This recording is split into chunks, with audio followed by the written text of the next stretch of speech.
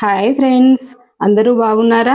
అమ్మ చేసిన వంటలతో మళ్ళీ మీ ముందుకు వచ్చేసాను. ఈరోజు రెసిపీ ఏంటంటే గుడ్ల చారు. తీసి పెట్టుకున్న 2 ఈ సైజు ఉల్లిగడ్డలు, కడిగి కట్ చేసి పెట్టుకున్న కొత్తిమీర, పుదీనా 1/2 కప్పు, 5 గుడ్లకు సరిపడా ఉల్లిగడ్డలు తీసుకున్నా నేను, 2 ఇంచుల చెక్క, కొద్దిగా సాజీరా, లవంగాలు, ఇలాచీలు, కొద్దిగా చికెన్ మసాలా, అల్లం వెల్లిగడ్డ పేస్ట్, ఉప్పు, కారం, పసుపు.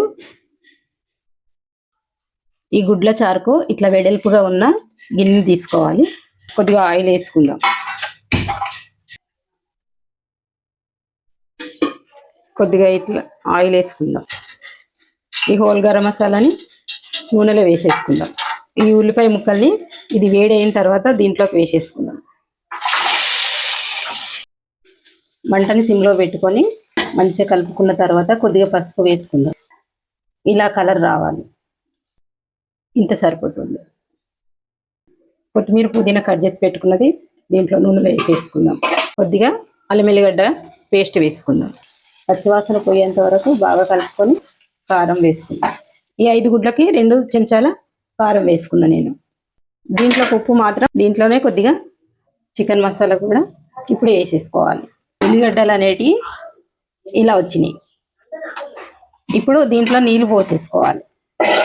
నీళ్ళు ఎంత పోసుకోవాలనేది మనకు పల్చగా కావాలనుకుంటే కొద్దిగా ఎక్కువ వేసుకోవాలి, కొద్దిగా చిక్కగానే కావాలనుకుంటే తక్కువ వేసుకోవాలి. ఇప్పుడు లాస్ట్లో మనం కొద్దిగా దీనికి సరిపడా ఉప్పు వేసుకుందాం. మూత పెట్టేసుకుందాం. ఇలా చారు మసిలిన తర్వాత ఒక 2 మినిట్స్ ఇలాగే మసలు పెట్టుకోవాలి. కొంచెం చిక్కగా అవుతుంది, ఉల్లిగడ్డలు కూడా కొంచెం సాఫ్ట్గా వచ్చేస్తాయి. ఇప్పుడు ఈ చారులో గుడ్లు పగలగొట్టి వేసుకుందాం. ఒకదానికి ఒకటి తగలకుండా కొద్దిగా దూరం దూరం వేసుకోవాలి గుడ్లని. మూత పెట్టి ఒక 5 మినిట్స్ ఇట్లాగా వదిలేద్దాం.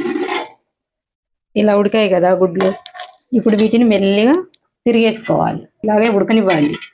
ఉడికిన తర్వాత మన గుడ్ల చారు రెడీ అయిపోయినట్టే.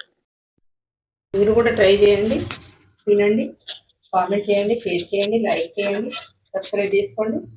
మన కర్రీ ఎలా ఉందో చెప్పండి.